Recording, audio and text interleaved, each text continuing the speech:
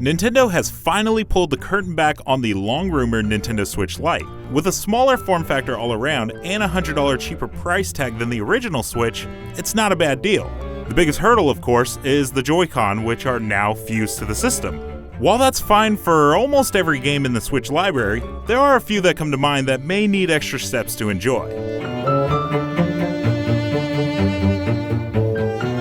Super Mario Party is one of those games. It only supports the Switch being in docked or tabletop mode, and while the Switch Lite can do tabletop mode with paired wireless Joy-Con, it'll set you back another $80 or so for a new pair unless you already own them.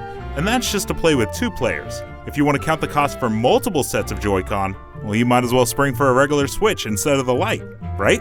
Not to mention, if you do find yourself with 4 friends ready to battle it out, you'll all be playing mini-games huddled around a fairly small screen.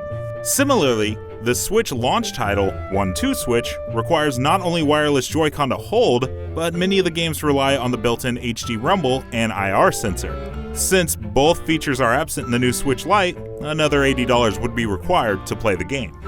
Any Just Dance game also requires players to move around with at least one Joy-Con in hand. Not to mention, we'd assume that playing Just Dance may be tough when trying to match a digital dancer's moves on a 5.5-inch screen.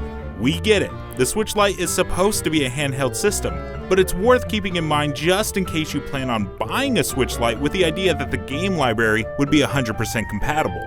Of course, if you're going to include Just Dance, something like fitness boxing would suffer the same issues of not having a Joy-Con to hold. And even if you did, matching boxing moves on a 5.5-inch screen is not an ideal way to enjoy the game.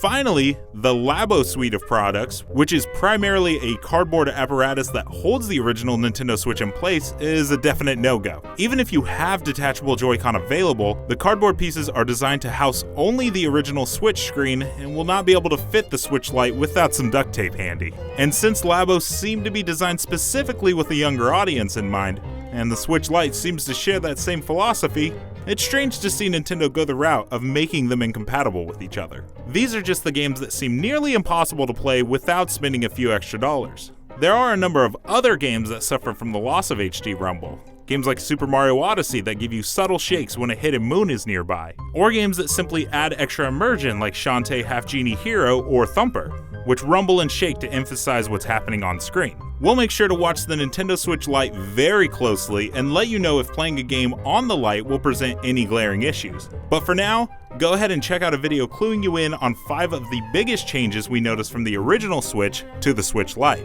And of course, for everything else video games, keep it here on IGN.